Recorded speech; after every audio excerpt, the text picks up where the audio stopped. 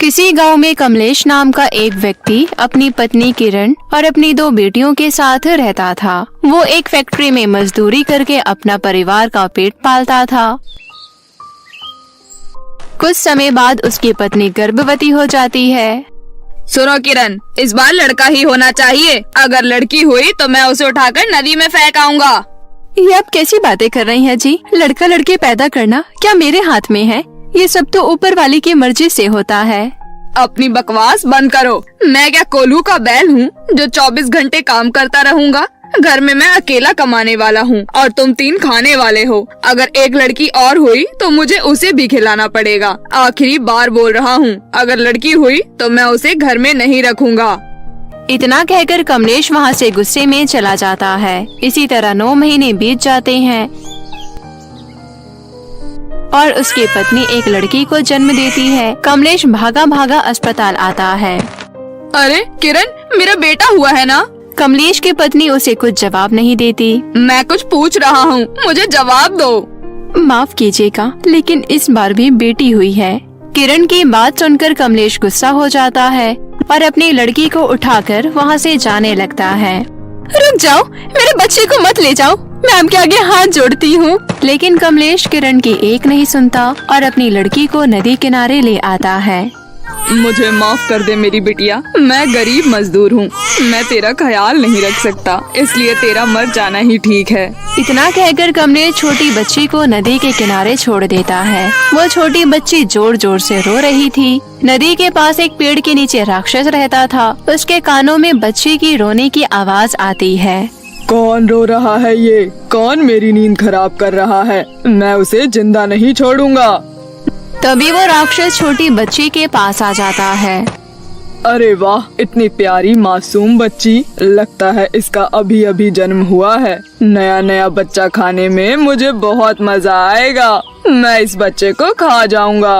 राक्षस उस बच्चे को अपनी गोद में उठा लेता है। तभी वहाँ पर सिंड्रेला परी आ जाती है। परी अपने जादू से राक्षस के हाथों से बच्ची को छीन लेती है और कहती है, तू इस मासूम सी बच्ची को खाने की सोच रहा है? इस बच्चे ने इस दुनिया में ठीक से कदम भी नहीं रखा है और तू दुष्ट इसे खाने की सोच रहा है। इसके माँ बाप इसे यहाँ पर मरने के लिए छोड़ गए हैं। अगर मैं इसे खा जाऊंगा तो इसमें बुराई ही क्या है?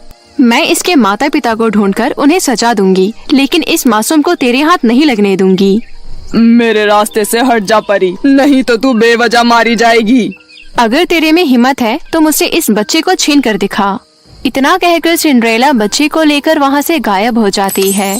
कहाँ गई परी, कहाँ गई? आज तूने मुझसे मेरा भोजन छीनकर ठीक नहीं किया। आज नहीं तो कल मैं तुझे ढूंढ ही लूंगा और उस बच्ची के साथ साथ तुझे भी मार कर खा जाऊंगा। सिंड्रेला परी उस बच्ची को लेकर उसके गांव में पहुंच जाती है। वहाँ बहुत सारे लोगों से वो बच्ची के माता पिता के बारे में पता करती है, लेकिन सभी उसे मना कर देते हैं। सिंड्रेला परी बच्ची को लेकर परीलोक चली जाती है। तभी रानी परी बच्ची को देखकर कहती है, अरे सिंड्रेला परी, ये तुम किसका बच्चा लेकर आई हो? इतना सुनकर सिंड्रेला परी रानी परी को सारी बात बता देती है। तुम बहुत ही अच्छी और नेक दिल परी हो, मुझे तुम पर गर्व है, लेकिन तुम इस बच्चे को यहाँ पर परीलोक में नहीं रख सकती हो। तुम्हें तो पता है परीलोक का वातावरण इंसानों के लिए सही नहीं है। अगर तुमने इस बच्चे को ज्यादा देर यहाँ पर रखा तो इस बच्चे की जान भी जा सकती है। रानी परी, आप ही बताइए मैं क्या करूँ? किसके पास छोड़कर आऊँ इसे? तुम इसके माता पिता का पता लगाओ। इस बच्चे के माता पिता नहीं मिलते हैं तो तुम इस बच्चे को किसी अनाथ आश्रम में छोड़ आना। इतना सुनकर सिंड्रेला परी वहाँ से चली जाती है। नहीं, मैं इस बच्ची को अनाथ आश्रम में नहीं छोड़ सकती। कितनी मासूम बच्ची है ये। अगर इसके माँ बाप मुझे नहीं मिले तो इस बच्ची को मैं ही पालूंगी और मैं ही इसकी माँ बनूंगी। इतना कहकर सिंड्रेला परी एक आम लड़की में बदल जाती है और उसी गांव में रहने लग जाती है। सिंड्रेला परी बच्चे का नाम चिंकी रखती है और चिंकी की हर ख्वाहिश पूरी करती है और बहुत अच्छे से उसका पालन पोषण करती है। अब चिंकी बड़ी हो चुकी थी और एक अच्छे स्कूल में पढ़ने लगी थी। राक्षस उसी दिन से सिंड्रेला परी और उस बच्ची को ढूंढ रहा था।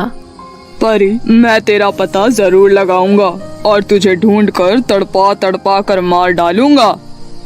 एक दिन सिंड्रेला परी अपने परीलोक से पृथ्वीलोक लौट रही थी।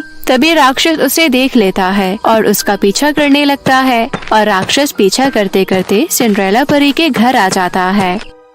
मेरी प्यारी बेटी, देखो मैं तुम्हारे लिए कितनी सारी चॉकलेट लेकर आई हूँ। वाह माँ, आप दुनिया की सबसे अच्छी माँ हो। आप मेरी सारी इच्छा पूरी करती हो। अच्छा, तो ये परी यहाँ पर रहती है, मेरी नजर से कोई नहीं बच सकता। एक दिन सिंड्रेला अपने घर से परीलोक जा रही होती है। तभी राक्षस परी को जाते हुए देख लेता है और सिंड्रेला परी का रूप बनाकर उसके घर में चला जाता है। अरे बिटिया, तुम यहाँ क्या कर रही हो? चलो कहीं घूमने चलते हैं। चिंकी ये बात सुनकर बहुत खुश हो जाती है और राक्षस के साथ चल पड़ती है। कहाँ लेकर जा रही हो माँ? बस यहाँ पर पास में ही मेरी एक सहेली रहती है, मैं उससे मिलने जा रही थी तो सोचा तुम्हें भी उससे मिलवा दूँ। तभी राक्षस चिंकी को अपनी गुफा में ले आता है और वहाँ जाकर अपने असली रूप में आ जाता है। चिंकी राक्षस को देख बहुत डर जाती है। आप कौन हैं? मुझे यहाँ पर क्यों लेकर आए हैं? मेरी माँ कहाँ पर है? तो चिंता मत कर, मैं तेरी माँ को यहाँ पर लेकर जरूर आऊँगा और तुम दोनों माँ बेटी को मारकर खा जाऊँगा। उधर परी अपने घर पर पहुँच जाती है। चिंकी बेटी, कहाँ पर हो? देखो मम्मा आ गई, तुम्हारे लिए बहुत सारे खिलौने और चॉकलेट लेकर आई है। सिंड्रेला चिंकी को घर पर ना पाकर बहुत परेशान हो जाती है। इसके बाद परी घर से बाहर आती है और अपनी बिटिया को इधर उधर ढूंढने लगती है। तभी वहाँ पर कुछ बच्चे आते हैं और कहते हैं, आंटी आंटी, हम लोग खेल रहे थे तो हमने आपको और चिंकी को राक्षस के गुफा में जाते हुए देखा था। सिंड्रेला को सब कुछ समझ में आ जाता है और वो राक्षस की गुफा के बाहर जाकर अपना परी रूप में आ जाती है और परी के रूप में राक्षस की गुफा में आ जाती है।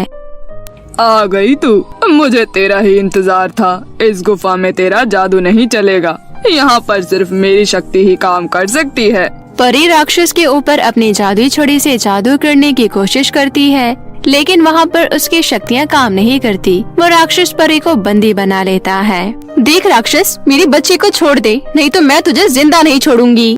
परी आंख बंद करके रानी परी को याद करने लगती है और रानी परी को सारी बात बताती है। राक्षस दोनों को मारने के लिए चाकू निकाल लेता है, लेकिन तभी वहाँ पर रानी परी प्रकट हो जाती है और राक्षस पर एक पवित्र जल डालकर उसको जला देती है। राक्षस जलकर मर जाता है। इसके बाद रानी परी सिंड्रेला और चिंकी को आजाद कर देती है। फिर सिंड्रेला चिंकी को अपनी सारी बात बताती है कि वो एक परी है। तभी गुफा के बाहर गांव वाले भी पहुंच जाते हैं। सिंड्रेला की सारी बातें गांव वाले सुन लेते हैं। तभी वहां पर चिंकी का पिता कमलेश भी आ जाता है। मुझे माफ कर दो, ये मेरी बिटिया है। गरीबी की वजह से मैंने इसे मरने के लिए नदी किनारे छोड़ दिया था। मैं तुमसे विनती करती हूँ, मेरी बेटी को मुझे वापस दे दो। मेरी असली माँ और पिता मेरी परी माँ है, जिन्होंने मुझे बचाया और मुझे पाल पोस कर बड़ा किया। मैं इनको छोड़कर कभी कहीं नहीं जाऊंगी। उसके बाद से सिंड्रेला परी निर्णय लेती है कि वो चिंकी के असली माता पिता के साथ और चिंकी को अपने साथ लेकर रहेगी। उस दिन के बाद से सिंड्रेला परी और चिंकी के असली माँ बाप और चिंकी सब एक साथ हंसी खुशी रहने लगे। लालची सौतेली बहनें। बहुत समय पहले एक गांव में गोमती अपनी दो सौतेली बहनें पल्लवी और रजनी के साथ रहती थी। गोमती बहुत ही नेक और दयालु स्वभाव की थी, बल्कि पल्लवी और रजनी दोनों बहुत ही लालची और मक्कार थीं। वो दोनों गोमती की सुंदरता से बहुत जलती थीं। यहाँ तक कि पल्लवी और रजनी ने मरने से पहले माता पिता द्वारा दी गई धन दौलत को आपस में बांट लिया, लेकिन दोनों ने बेचारी गोमती को कुछ नहीं दिया। दोनों बहनें एक मालकिन की तरह की जीवन बिताती। वहीं गोमती का जीवन कष्टों से भरा था। वो सारा दिन भर एक नौकरानी की तरह काम किया करती और अपनी दोनों सौतेली बहनों के अत्याचार सहती। गोमती, जाकर जंगल से लकड़ियाँ लेकर आओ। खाना बनाने के लिए लकड़ियाँ सारी खत्म हो गई है। और मेरे लिए आते समय जंगल से ताजे फल भी लेती आना, समझी? पहले घर का सारा काम निपटा लेती हूँ, उसके बाद जाऊंगी। नहीं, पहले जो कहा है उसे करो, बाकी काम आने के बाद करना। मुझे बहुत भूख लगी है। जल्दी से जंगल से लकड़ियाँ लाकर मेरे लिए खाना बना। सुना नहीं? जल्दी जा। बेचारी गोमती घर का काम छोड़ चुपचाप जंगल में लकड़ियाँ लाने चली गई। कुछ देर बाद गोमती थकी हारी लकड़ियाँ लेकर घर लौटी और जैसे ही गिलास लेकर पानी पीने के लिए मटके की ओर बढ़ी, तभी पल्लवी पानी का गिलास हाथ से छीनते हुए बोली, पानी बाद में पीना, पहले जाकर खाना बना, बहुत जोरों की भूख लग रही है। इतनी देर लगा दी जंगल से लकड़ी लाने में, भूख के मारे जान निकली जा रही है। दुखी होकर गोमती रसोई में खाना बनाने चली गई। कुछ देर बाद खाना बनकर तैयार हो गया। फिर गोमती ने दोनों को खाना परोसा और खुद भी खाना खाने जैसे ही खाने की टेबल पर बैठी, तभी रजनी बोली, अरे अभी सारा काम खत्म नहीं हुआ और हमारे साथ खाना खाने बैठ गई। पर मैंने तो सारा काम खत्म कर लिया है। हमारे खाना खाने तक हमारा बिस्तर जाकर ठीक करो, उसके बाद ही तुम खाना खा सकती हो। अब मेरा मुंह क्या देख रही हो? जा यहाँ से, हमारे खाने में क्या नजर लगाएगी? पूरा दिन निकल गया था गोमती को बिना खाए पिए। जब वो बिस्तर ठीक कर वापस लौटी तो देखा उसके हिस्से का खाना भी उन दोनों ने चट कर लिया है। मेरे प्लेट में रखा खाना कहाँ गया? ओह, हम भूल गए, खाना तो सारा खत्म हो गया है, लेकिन कल से अगर कुछ बच गया तो तुम्हारे लिए रख देंगे। वैसे भी घर की नौकरानी को कौन याद रखता है? मेरी प्यारी बहनों, मुझे कुछ खाने को दे दो। मैंने सुबह से कुछ नहीं खाया, भूख के मारे पेट में बहुत तेज दर्द हो रहा है। अगर तुम्हें खाना है तो ये रोटी के टुकड़े बचे हैं, तुम खा सकती हो। चल पल्लवी, बहुत रात हो गई है, सोने चलते हैं, बहुत जोर की नींद आ रही है। और हाँ, तुम झूठे बर्तन साफ करके ही सोना, समझी? इतना कहकर दोनों बहनें सोने चली गईं। वहीं बेचारी गोमती ने रोटी के बचे हुए टुकड़े खाए और ऊपर से पानी पीकर आंगन में चादर बिछाकर सो गई।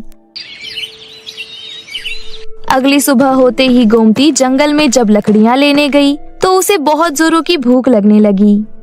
काश कुछ फल खाने को मिल जाए, बहुत भूख लग रही है। तभी कुछ दूरी पर उसे पेड़ों पर से गिरे हुए कई सारे फल दिखाई दिए।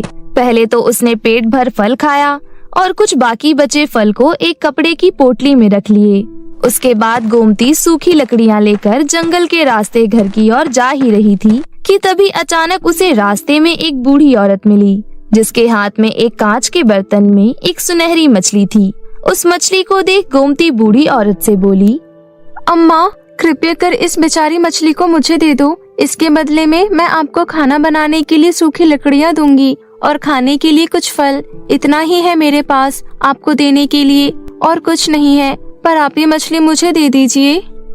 तुम सच में बहुत ही दयालु लड़की हो, इसलिए तुम इस मछली को अपने साथ ले जा सकती हो। मुझे इसके बदले तुमसे कुछ नहीं चाहिए। आपका बहुत बहुत धन्यवाद अम्मा। बूढ़ी औरत ने खुशी खुशी सुनहरी मछली गोमती के हाथों में सौंप दी और वहाँ से गायब हो गई। उसके बाद गोमती सुनहरी मछली को लेकर घर की ओर चल पड़ी, लेकिन वो अपनी सौतेली बहनों से सुनहरी मछली को छुपा कर रखना चाहती थी। इसलिए जंगल के पास एक पुराना कुआं था।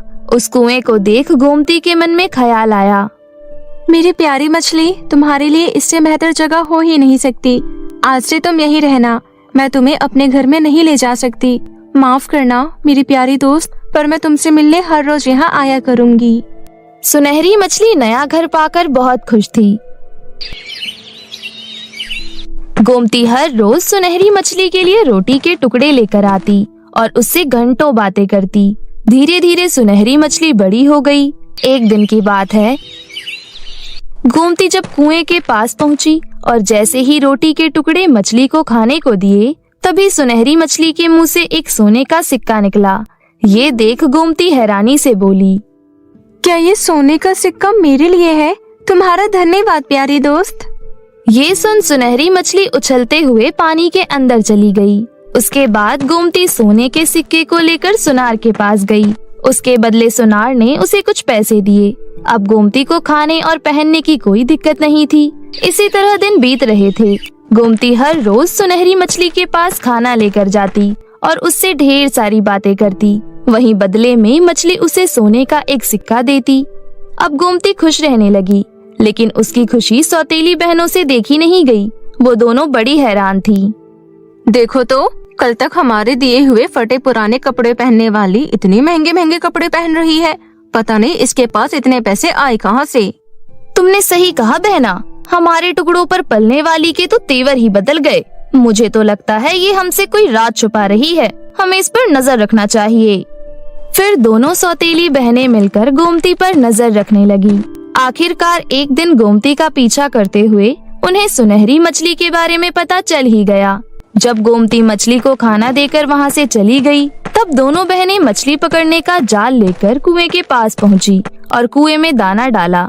जैसे ही मछली दाना खाने ऊपर सतह पर आई, वो उनके जाल में फंस गई।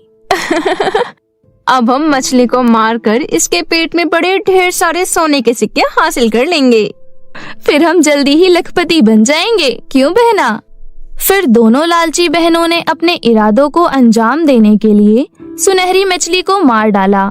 वहीं दूसरी और इन सब बातों से अनजान जब गोमती कुएं के पास वापस पहुंची और मछली को पुकारने लगी। ओ मेरे प्यारे दोस्त, जल्दी से बाहर आओ, देखो मैं तुम्हारे लिए क्या लाई हूँ, तुम्हारी मनपसंद ब्राउन ब्रेड।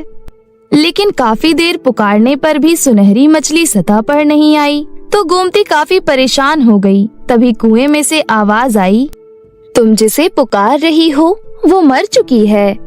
कौन? ये किसकी आवाज है? मैं कुएं की देवी बोल रही हूँ। तुम्हारी दोनों दुष्ट बहनों ने सारे सोने के सिक्के पाने के लिए तुम्हारी प्यारी दोस्त को मार डाला, लेकिन मछली को मारकर उन्हें कुछ हासिल नहीं हुआ। जल्दी घर जाओ और सुनहरी मछली को खाली जगह ले जाकर दफना दो। देर ना करो, जल्दी जाओ।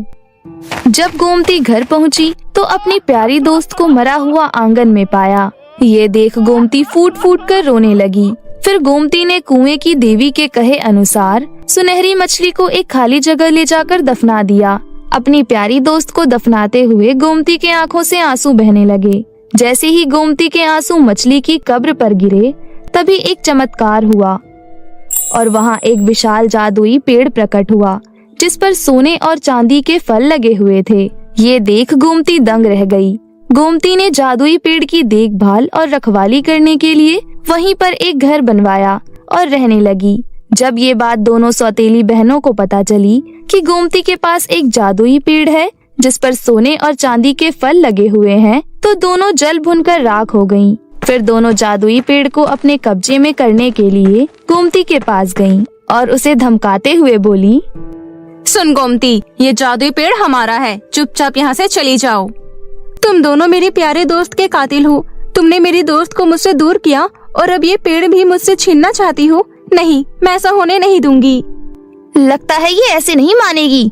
चलो इसकी अच्छे से मरम्मत करते हैं। ये कहते हुए रजनी और पल्लवी ने मिलकर गोमती की खूब पिटाई की। मुझे छोड़ दो। भगवान तुम दोनों का कभी भला नहीं करेगा। तभी पल्लवी बोली, चलो बहना, जल्दी से इसमें लगे हुए सोने और चांदी के फल तोड़ लेते हैं। वैसे भी ये हमारा कुछ नहीं बिगाड़ सकती। तुमने सही कहा बहना। अब हमें करोड़पति बनने से कोई नहीं रोक सकता। मैं तो सबसे पहले अपने लिए सोने का बेड बनवाऊंगी। मैं तो अपने लिए सबसे पहले सोने के गाउन और सैंडल बनवाऊंगी। ये कहते हुए दोनों खुशी से नाचने लगी। फिर जैसे ही दोनों ने सोने और चांदी के फलों को हाथ लगाया, तभी पेड़ में से एक दिव्य रोशनी निकली और दोनों लालची बहनें कांटेदार कैक्टस के पौधे में बदल गईं। तभी जादुई पेड़ में से आवाज आई, यही तुम दोनों की सजा है। अब तुम सदा के लिए कैक्टस के रूप में ही रहोगी। इस तरह दोनों लालची बहनों को उनके किए की सजा मिल गई। वहीं गोमती जादुई पेड़ में लगे सोने और चांदी के फलों से गरीब और जरूरतमंद लोगों की मदद कर हंसी खुशी अपना जीवन व्यतीत करने लगी। रोशन बहुत सालों बाद अपने गांव रामपुर वापस आया था। उसकी माँ गायत्री इस बात से बहुत खुश थी। रोशन बेटा, आज तो कितने सालों बाद गांव वापस आया है। तेरे कॉलेज की पढ़ाई भी खत्म हो गई है। अब एक अच्छी सी लड़की देखकर तेरा ब्याह कर दूं तो मुझे भी शांति मिले। माँ, अभी मैं कोई शादी के झंझट में नहीं फंसने वाला। अभी मुझे पिताजी का गांव में स्कूल खोलने का सपना पूरा करना है। इसी सिलसिले से मैं सेठ धनीराम की जमीन देखने जा रहा हूँ। मैं जानती हूँ रोशन बेटा, तेरे बाबूजी की आखिरी इच्छा थी जो वो बीमारी के चलते पूरी नहीं कर पाए थे, रामपुर गांव में स्कूल बनाना। मुझे खुशी है कि तू अपने बाबूजी का सपना पूरा करने जा रहा है। रोशन अपने पिता का सपना पूरा करना चाहता था, इसलिए वो सेठ धनीराम के साथ जमीन देखने जाता है। रोशन बेटा, ये जमीन देख लो, फिर हम सौदा पक्का करते हैं। सेठ जी, मुझे ये जमीन। रोशन इतना बोल ही रहा होता है कि तभी उसे वहाँ पर किसी के चिल्लाने की आवाज आती है। अरे ये किसकी आवाज है? इतनी जोर जोर से कौन चिल्ला रहा है? मैं अपनी जान दे दूंगी पर तुझ बदमाश से शादी नहीं करूंगी। देखता हूँ तुझे कौन बचाता है। इस गांव में किसी की हिम्मत नहीं जो कल्लू को तेरे से शादी करने से रोक सके। क्यों भाई, जब एक लड़की कह रही है कि उसे तेरे से शादी नहीं करनी तो क्यों उससे बेकार जबरदस्ती कर रहे हो? अब तू कौन है जो यहाँ मरने चला आया? चांदनी से शादी करने से मुझे कोई नहीं रोक सकता, समझ में आया? मैं तो रोक सकता हूँ, मेरे होते हुए तू इसे छू भी नहीं सकता। तू भी यही है और मैं भी यही हूँ। रोशन और कल्लू के बीच में लड़ाई शुरू हो जाती है। रोशन कल्लू को बुरी तरीके से मारता है। कल्लू घायल होकर बेहोश हो जाता है। सेठ धनीराम जी, पुलिस को फोन करके कल्लू को जेल की सलाखों के पीछे भेजने की जिम्मेदारी आपकी है। रोशन बेटा, तुम चिंता मत करो, मैं अभी पुलिस को फोन कर देता हूँ। आपका बहुत बहुत धन्यवाद, आपने मेरी जान बचाई। तुम इस गांव में अकेली रहती हो? तुम्हारे माता पिता या कोई रिश्तेदार? मेरा इस दुनिया में कोई नहीं है, मैं बिल्कुल अकेली हूँ। तुम चिंता मत करो, तुम मेरे साथ मेरे घर चलो, मैं तुम्हें ऐसे अकेले नहीं रहने दे सकता। रोशन चांदनी को लेकर घर आ जाता है और सारी बात अपनी माँ को बताता है। पर रोशन बेटा, हम कब तक एक जवान और अकेली लड़की को अपने घर पर रख सकते हैं? माँ, इसके लिए परेशान होने की कोई जरूरत नहीं है। मैंने सोच लिया है, मैं चांदनी से कल ही शादी करूँगा। अगले दिन रोशन चांदनी से मंदिर में शादी कर लेता है। चांदनी शादी के बाद रोशन और उसके माँ की बहुत सेवा करती थी। सब कुछ अच्छे से चल रहा था। फिर एक रात, अरे पानी रखना भूल गई, बहुत प्यास लग रही है, रसोई से पानी पी कर आती हूँ। गायत्री रसोई में पानी पीने जाती है और वहाँ पर सांप देखती है। हे भगवान, सांप! रोशन, रोशन बेटा बचाओ, तुम्हारे कमरे में सांप है। कहाँ माँ, सांप कहाँ है? वो बाथरूम की ओर गया है। क्या हुआ माँ जी, आप घबरा क्यों रही हो? आइए बैठिए, मैं पानी लेकर आती हूँ। चांदनी बहू, तुमने बाथरूम में कोई सांप नहीं देखा? नहीं माँ जी, बाथरूम में तो कुछ नहीं था। रोशन की माँ पूरी तरह से डर चुकी थी। उसने जिस सांप को देखा था उसका ख्याल उसके मन से नहीं जा रहा था। रोशन की माँ को ये गलतफहमी एक या दो बार नहीं बल्कि कई बार महसूस हो रही थी। उसे लगता था कि घर में सांप है। आज रात मैं जाकर देखूंगी, मुझे सच जानना है कि ऐसा क्यों हो रहा है, मुझे सांप क्यों नजर आ रहा है। तभी वहाँ पर सांप आ जाता है। वो रहा सांप, देखती हूँ ये कहाँ जा रहा है। अरे ये तो रोशन के बिस्तर पर चढ़ रहा है। तभी गायत्री देखती है कि उसकी चांदनी बहू सांप से इंसान बनती है। ये क्या? नहीं, ये नहीं हो सकता। इस सांप ने तो चांदनी बहू का रूप ले लिया। हे ईश्वर, इसका मतलब चांदनी बहू एक नागिन है। तभी चांदनी देख लेती है और बोलती है, माँ जी रुकिए, घबराइए मत, मैं रोशन को कोई नुकसान नहीं पहुँचाऊंगी। नहीं, तू एक नागिन है, दूर हट, तो मुझे डस लेगी। मैं रोशन को सब सच बता दूंगी। तभी गायत्री जाने लगती है। चांदनी कहती है, माँ जी आप जानती हो रोशन आपकी बात पर कभी विश्वास नहीं करेंगे। मुझे नागिन बनते सिर्फ आपने देखा है, रोशन ने नहीं। इसलिए कृपया करके आप मेरी बात सुने, मैं आपको सब सच बताती हूँ। फिर चांदनी अतीत की सारी बातें बताने लगती है। माँ जी याद कीजिए, ये उस वक्त की बात है जब आप रोशन को लेकर मंदिर गई थी और वहाँ पर रोशन को एक नाग ने डस लिया था। कोई मेरे बच्चे को बचाओ, इसे सांप ने काट लिया है। वो सामने पेड़ के नीचे एक पहुँचे हुए सपेरे बाबा बैठे हुए हैं, वो आपके बेटे की जान बचा सकते हैं। फिर गायत्री सपेरे बाबा के पास जाती है और बोलती है, बाबा मेरी मदद करो, मेरे बच्चे को नाग ने डस लिया है। तुम चिंता मत करो बहन, तुम्हारे बेटे को कुछ नहीं होगा। मेरे बीन की धुन सुनकर नाग अपने आप जहर चूसने आ जाएगा। सपेरा बीन बजाना शुरू करता है। नाग वापस आकर रोशन के पैर से सारा जहर खींच लेता है और जंगल की ओर गायब हो जाता है। रोशन ठीक हो जाता है। फिर अतीत से बाहर आकर चांदनी बोलती है, माँ जी मैं उसी नाग की पत्नी हूँ। मेरे नाग की जान आपके बेटे में है, क्योंकि उस दिन मेरे नाग ने अपनी जान आपके बेटे में डाल दी, पर मेरा पति नाग नहीं बच पाया। इसलिए मैं आपके बेटे का पीछा करते हुए इस गांव तक आई थी, ताकि मैं आपके बेटे को जान से मार सकूं। पर आपके बेटे ने मेरी इज्जत और जान बचाई। वो बहुत भले दिल के हैं। उन्होंने मुझे सम्मान दिया, मुझे अपनी पत्नी बनाया। इसलिए मैं अपनी सारी दुश्मनी भूल गई और उन्हें अपना पति स्वीकार कर लिया। आप चिंता मत कीजिए, मैं रोशन को कोई नुकसान नहीं पहुंचाऊंगी। अब आप सो जाइए, कहीं रोशन जाग न जाए। मुझे ऐसे नहीं बैठना, मुझे कुछ करना होगा। मुझे उन सपेरे बाबा को दोबारा बुलाना होगा। रोशन की माँ उसी सपेरे बाबा के पास जाती है और सारी बात बताती है। उस नागिन के पास नागमणि है, मुझे उसी की तलाश है। माताजी, मैं कल तुम्हारे घर आऊंगा और उस नागिन को पकड़ लूंगा। आपकी बहुत मेहरबानी होगी बाबा। वो नागिन मेरी बहू बनकर मेरे घर में आ गई है। अब सिर्फ आप ही हमें उससे बचा सकते हो। मैं आपकी प्रतीक्षा करूंगी। सपेरा रोशन के घर पहुंचता है और बीन बजाने लगता है। बीन की आवाज सुनकर चांदनी घबराहट में आ जाती है। माँ जी, आपने इस सपेरे को क्यों बुला लिया? ये सपेरा मेरी नागमणि चाहता है। इसकी वजह से मेरी जान को खतरा है। ये मुझे पकड़ कर ले जाएगा। तो अच्छी बात है ना, पकड़ कर ले जाए। मैं भी तो यही चाहती हूँ और तेरे होने से मेरे बेटे की जान को खतरा है। फिर गायत्री बाबा से कहती है, बाबा जल्दी से इस नागिन को पकड़ लो। नहीं, मैं नागिन रूप में नहीं आऊंगी, चाहे तुम कुछ भी कर लो। तभी वहाँ पर रोशन आ जाता है। चांदनी कहती है, रोशन, रोशन मुझे बचा लो। ये सब क्या हो रहा है माँ? ये कौन है? और ये जबरदस्ती चांदनी को अपने साथ ले जा रहा है और आप देख रही हो। मैं वक्त पर ना आता तो ना जाने ये चांदनी के साथ क्या सुलूक करता। तुम नहीं जानते हो, जिसे तुम अपनी पत्नी कह रहे हो वो एक नागिन है जो तुम्हारा सर्वनाश कर देगी। सर्वनाश तो अब तेरा होगा। मैं तुझे पुलिस के हवाले कर दूंगा। जैसे ही रोशन सपेरे को पकड़ने लगता है, सपेरा बीन बजाने लगता है और चांदनी धीरे धीरे इच्छाधारी नागिन के रूप में आ जाती है। रोशन, डरो नहीं, मैं तुम्हें कोई नुकसान नहीं पहुंचाऊंगी। चांदनी रोते हुए रोशन को अपनी सारी सच्चाई बताती है। मुझे इससे कोई फर्क नहीं पड़ता चांदनी।